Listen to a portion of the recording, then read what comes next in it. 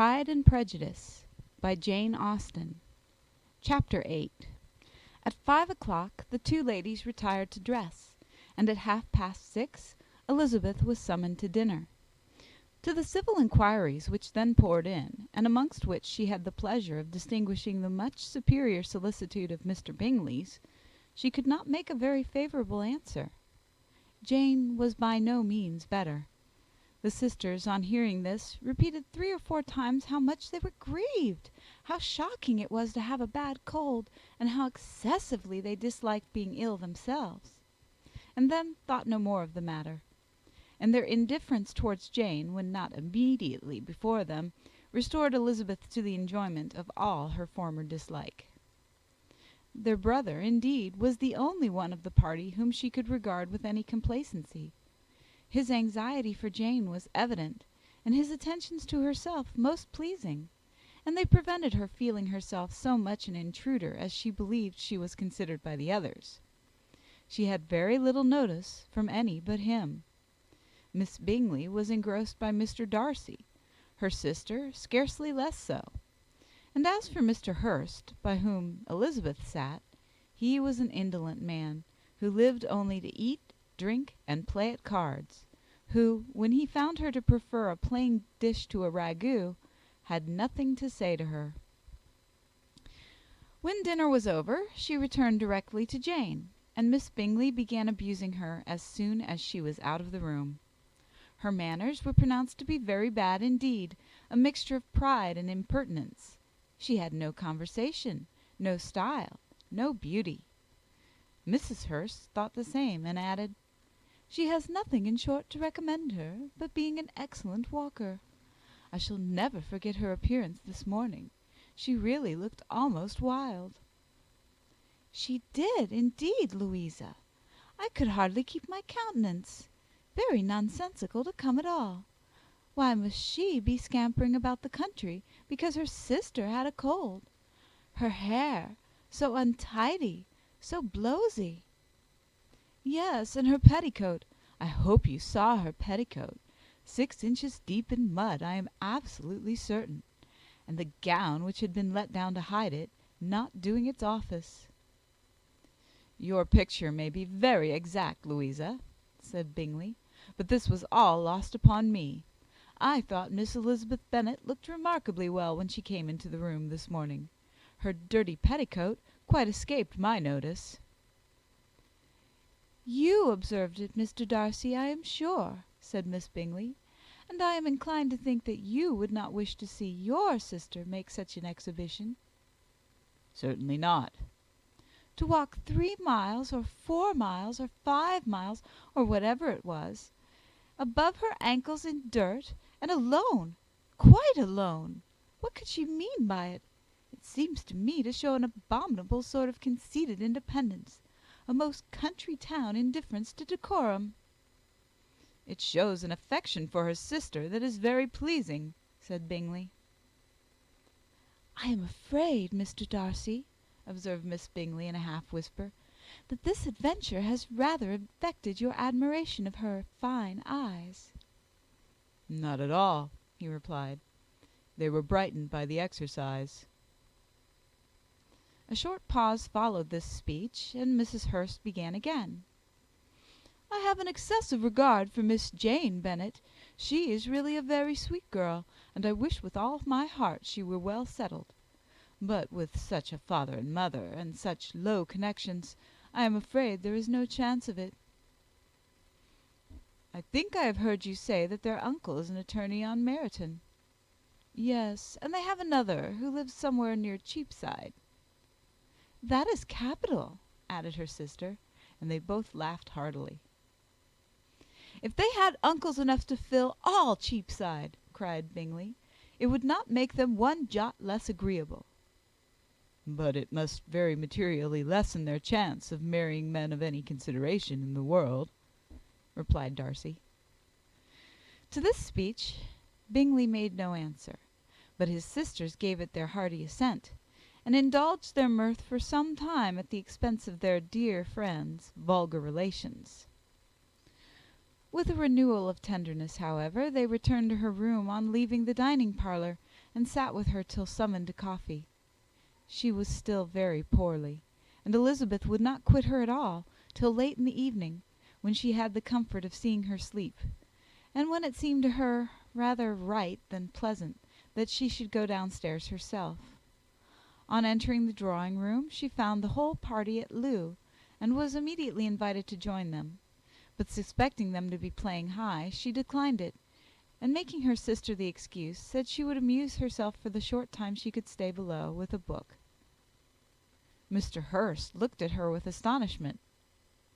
"Do you prefer reading to cards?" said he. "That is rather singular." "Miss Eliza Bennet," said Miss Bingley, "despises cards. She is a great reader, and has no pleasure in anything else."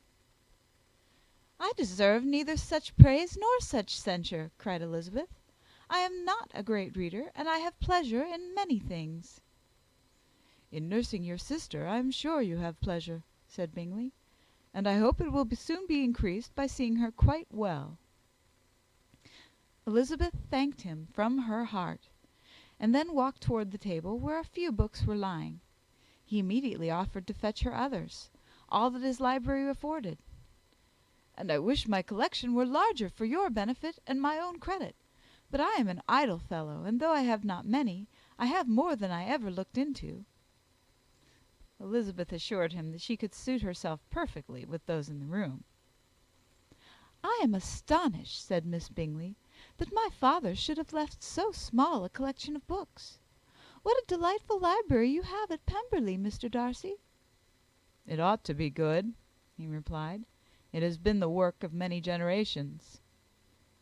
"And then you have added so much to it yourself. You are always buying books." "I cannot comprehend the neglect of a family library in such days as these." "Neglect! I am sure you neglect nothing that can add to the beauties of that noble place. Charles, when you build your house, I wish it may be half as delightful as Pemberley." "I wish it may." "But I would really advise you to make your purchase in that neighbourhood, and take Pemberley for a kind of model. There is not a finer county in England than Derbyshire." "With all my heart. I will buy Pemberley itself, if Darcy will sell it." "I am talking of possibilities, Charles." "Upon my word, Caroline, I should think it more possible to get Pemberley by purchase than by imitation." Elizabeth was so much caught with what passed as to leave her very little attention for her book, and soon laying it wholly aside, she drew near the card table, and stationed herself between Mr. Bingley and his eldest sister, to observe the game. "Is Miss Darcy much grown since the spring?" said Miss Bingley. "Will she be as tall as I am?" "I think she will. She is now about Miss Elizabeth Bennet's height, or rather taller." "How I long to see her again! I never met with anybody who delighted me so much. Such a countenance, such manners, and so extremely accomplished for her age. Her performance on the pianoforte is exquisite." "It is amazing to me," said Bingley, "how young ladies can have the patience to be so very accomplished as they all are." "All young ladies accomplished! My dear Charles, what do you mean?" "Yes, all of them, I think. They all paint tables, cover screens, and net purses. I scarcely know anyone who cannot do all this, and I am sure I never heard a young lady spoken of for the first time without being informed that she was very accomplished." "Your list of the common extent of accomplishments," said Darcy, "has too much truth. The word is applied to many a woman who deserves it no otherwise than by netting a purse or covering a screen. But I am very far from agreeing with you in your estimation of ladies in general. I cannot boast of knowing more than half a dozen in the whole range of my acquaintance that are really accomplished." "Nor I am sure," said Miss Bingley. "Then," observed Elizabeth, "you must comprehend a great deal in your idea of an accomplished woman." "Yes, I do comprehend a great deal in it." "Oh, certainly," cried his faithful assistant. "No one can be really esteemed accomplished who does not greatly surpass what is usually met with. A woman must have a thorough knowledge of music, singing, drawing, dancing, and the modern languages, to deserve the word; and besides all this, she must possess a certain something in her air and manner of walking, the tone of her voice, her address and expressions, or the word will be but half deserved." "All this she must possess," added Darcy, "and to all this she must yet add something more substantial, in the improvement of her mind by extensive reading." "I am no longer surprised at your knowing only 6 accomplished women. I rather wonder now at your knowing any." "Are you so severe upon your own sex as to doubt the possibility of all this?" "I never saw such a woman. I never saw such capacity, and taste, and application, and elegance, as you describe, united."